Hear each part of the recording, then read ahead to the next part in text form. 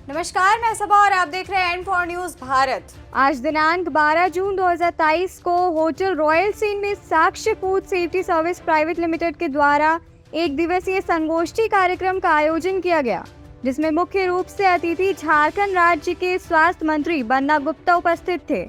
मुख्य वक्ता झारखंड कोऑर्डिनेटर रितेश पासवान ने कहा कि हमारा उद्देश्य सभी लोगों को साफ सुथरा खान पान दिया जाए।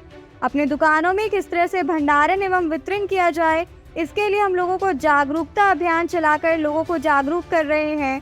साथ ही लोगों को प्रशिक्षण देकर उन्हें प्रमाण पत्र मुहैया करा रहे हैं। मुख्य अतिथि बन्ना गुप्ता ने कहा कि राज्य में सुव्यवस्थित तरीके से चलने के लिए साक्ष्य food safety service private limited को चुना गया है। उन्होंने कहा कि इससे 3000 लोगों को रोजगार देने का कार्य किया जाएगा और काफी फायदा होगा। सभागार में लगभग 200 से ज्यादा लोग उपस्थित थे।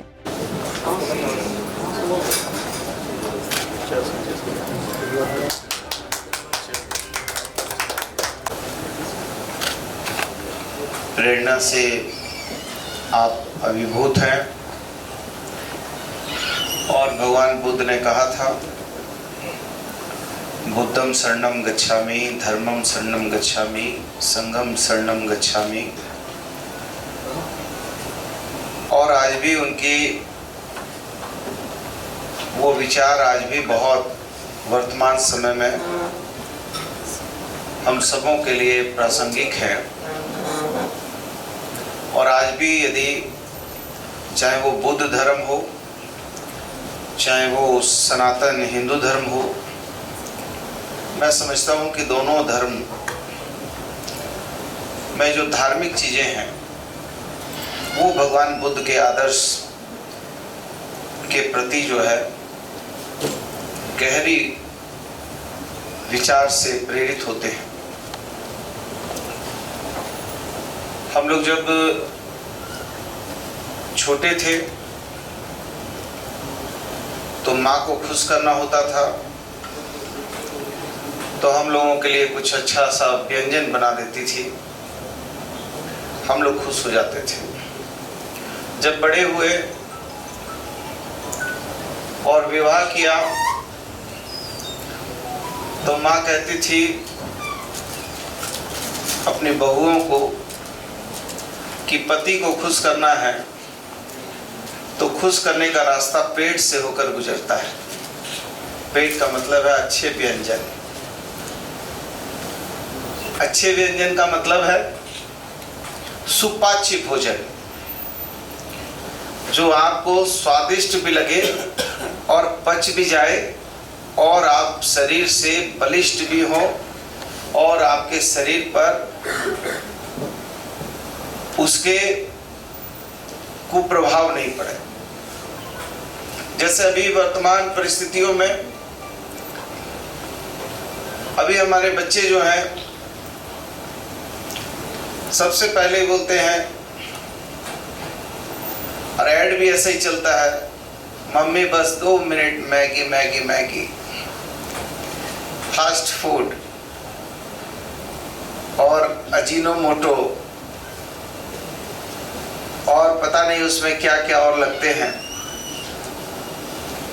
कुछ तो ऐसी चीजें हैं, अजीनोमोटो वगैरह तो सीधे सीधे बोन पर उसका एक इफेक्ट होता है। तो ये संस्था मुख्यतः कैसे हम बढ़िया अच्छे तरीके से साफ सुथरे तरीके से,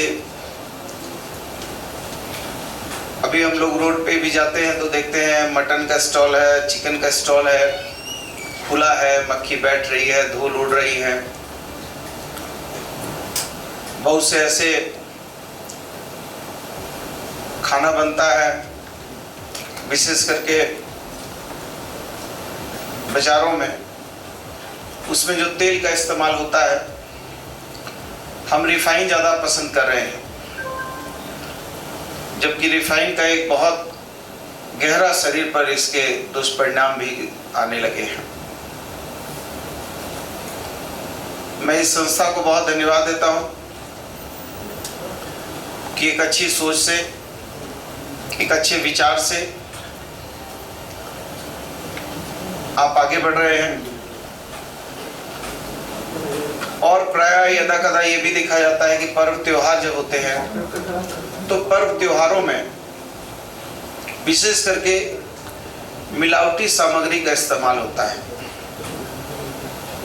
पहले जब हम लोग छोटे थे तो हम लोग को घर में माँ गेहूं और चना छत में सुखाती थी, धो धा के बीन बांध के। हम लोग की ड्यूटी लगती थी कि कबूतर उबूतर आए नहीं, खाए नहीं, तो बैठ के हम लोग पहरा भी देते थे। और फिर जब हम लोग लेकर जाते थे चक्की में, आटा चक्की में, तो माँ का विशेष निर्देश होता था कि देखो आटा पिसाना, देख के पिसाना, और उसमें से जो चोकर निकलेगा वो लेते आना। तो हम लोग हंसते थे, हम लोग बोलते थे भाई तुम भी गजब करती है, अब चोकरों को लेकर आना है, नहीं लेकर आना। अब हम लोग देख रहे हैं कि चोकर की बिस्कुट जो है सबसे महंगी है, उसको बोलता है फाइबर बिस्कुट।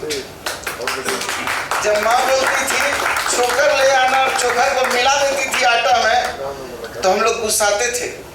हम लोग बोलते थे कि पता नहीं माँ कितना तुम पैसा बचाने का चक्कर करती है। लेकिन उन लोगों की दूरदृष्टि थी। वो लोग, अभी हम लोग फाइबर जो है, फाइबर लेने के लिए पाउडर मिलाते हैं और घोल के फाइबर पीते हैं। पहले जूस जो होता था तो घर में जूस बनाया जाता था, तो उसमें जो है मौसमी और संतरे के जूस में बचा कुचा छूछ हम लोग बोलते थे, उसको डाल के पिला दिया जाता था। उससे कॉन्स्टिपेशन नहीं होता था। हम लोग इसमें बोलते थे, हंसते थे, हाँ से गिज भी करते थे, लेकिन उन लोगों की दूरदृष्टि थी। आज आप देख लीजिए सारे बिस्कुट वगैरह देखिए, उसमें मिला हुआ बिस्कुट जो रहता है वो काफी महंगा होता है। वो खाइएगा ही तो पता चल जाएगा। हम एक बार अपने दोस्त के साथ गए, जब हम लोग नेतागिरी करने लगे तो पहले तो हम लोगों को कोई पूछता नहीं था। तो एक बार एसपी साहब, डीएसपी साहब के यहाँ हम लोग चले गए, और बाई चांस कभी एसपी डीएसपी साहब ने पूछ लिया कि नेताजी चाय पीजिएगा, तो लगता था बाप रे पद्म श्री मिल गया। तो एक बार हम और हमारा मित्र गया मुन्ना सिंह, और हम लोग जाके एसपी साहब के घर गए। तो एसपी साहब ने हम लोगों को एक चाय पिलाई। तो चाय जब पिया तो एकदम जो है ना उसमें चीनी था ना कुछ था। तो अब हम तो मुंह का सिकुड़ उकुड़ के पी लिए। तो हमारा मुन्ना सिंह कहाँ पिए, वो बाहर निकला, बोला हम आ रहे हैं भाई, और रखा और चले गया। बाद में जब हम लोग दोनों निकल के उसके बंगले से बाहर आए तो हमको बोलता है कि बताओ यार ये एसपी है, बताओ चीनी वो नहीं डाला है। तो हम बोले हाँ यार बताओ यार, ये तो चीनी भी नहीं डाल के पिलाना चाहिए। तो हम बोला देखो बड़ा लोग है, ये लोग बड़ा लोग ऐसे ही खाता पीता है। तो बात करीब 30 साल पहले की हो गई। एक दिन अभी मुन्ना सिंह मेरे घर आया, तो मैं ब्लैक कॉफी पी रहा था विदाउट शुगर। तो मुन्ना सिंह हमारा जिगरी दोस्त तो बोला कि क्या पी रहा नेता? हम बोला भाई कॉफी है। बोला थे हम लोग भाई जैसे हैं। तो हमरा कॉफी लिया और लेके जैसे ही एक घूंट मारा, थू थू थू थू करके फेंकने लगा। हम लोग क्या हुआ?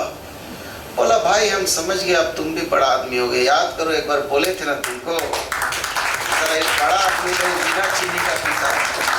तो उस समय जब पिलाया था तब समझ में आया था कि ये जो है, उस समय तो हम लोग ना जानते थे, वो ग्रीन टी पिला दिया था। अब हम लोग ग्रीन टी पीते हैं। तो बहुत सारी चीजें ऐसी हैं जो समय के साथ, परिस्थितियों के साथ समझ में भी आती है।